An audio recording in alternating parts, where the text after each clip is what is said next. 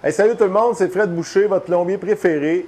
Dans le fond, aujourd'hui, on va parler des drains de garage, les fosses de retenue qu'on a dans nos garages. Tout le monde en a, personne ne sait quoi faire avec, il n'y a personne qui sait comment l'entretenir, comment l'ouvrir même des fois. Aujourd'hui, on va parler de ça. Je trouve que c'est important à chaque année de faire un entretien sur des drains de garage pour de multiples raisons. Fait que suivez-moi, on va aller en ouvrir une, on vous montre ça. Bon, tout le monde, on est dans le garage avec la fosse de retenue. Ce qui est bien important d'une fosse de retenue, c'est qu'elle soit libre de toute cochonnerie. Mettons, c'est super important. Puis les fosses de retenue, dans le fond, l'utilité de ça, c'est de ramasser souvent les sédiments, le calcium, l'huile. Si jamais vous mettez votre auto dans le garage, ici, c'est pas le cas. J'ai pas mon auto. Moi, elle rentre pas dans le garage. Mais si jamais vous avez des autos, l'hiver, le calcium, des fois, ton auto, elle coule un peu. De nos jours, c'est plus rare, les gens qui ont des bazous. Mais ça peut arriver. Fait que dans le fond, ce qui est important de regarder, quand vous avez une fosse de retenue, c'est de l'ouvrir comme ça.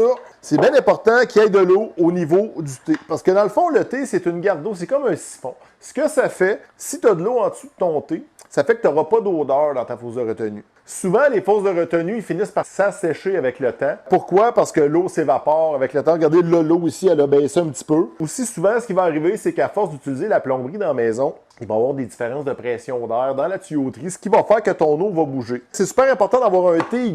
Souvent, il y en a qui vont mettre des 90 degrés. Tu n'as pas le droit de faire ça. Ça te prend un regard de nettoyage pour être capable d'aller nettoyer ton tuyau si jamais tu as un problème. C'est important aussi de voir, là, tu sais, ici, moi, mon auto ne rentre pas dans le garage, mais souvent, tu peux avoir plein de calcium, plein de sable, plein de cochonneries dans le fond. C'est important, une fois par année, d'aller le vider parce que ce qui va arriver, c'est que tes sédiments vont finir par monter dans le fond de la fosse de retenue. Puis ce qui va arriver, c'est que ça va finir par bloquer ton TY. Puis ça arrive fréquemment. Les gens disent « Ah, ma fosse, elle se vide plus. » On arrive ici, on voit le fond. C'est pas compliqué. Tu prends une chaudière avec une pelle, tu vides ça. C'est bien important de ne pas jeter ça n'importe où. Que tu achètes chez BMR, tu mets ça là-dedans, tu fermes le couvert. Tu vas porter ça chez Canadian Tire. Ils ont des places pour prendre l'huile, la peinture, puis tout ça. Tu prends ça. Côté environnemental, c'est la meilleure des choses. Si tu as de l'huile, ben, c'est la même affaire. Tu vides ton eau, tu remets ça dans une chaudière, tu vas porter ça, tu remets de l'eau neuve. Puis très important, mettons 6 mois, mets de l'eau dans ta fosse de retenue. Comme ça, tu es sûr que tu n'auras pas de problème d'odeur, parce que souvent, les odeurs dans une maison,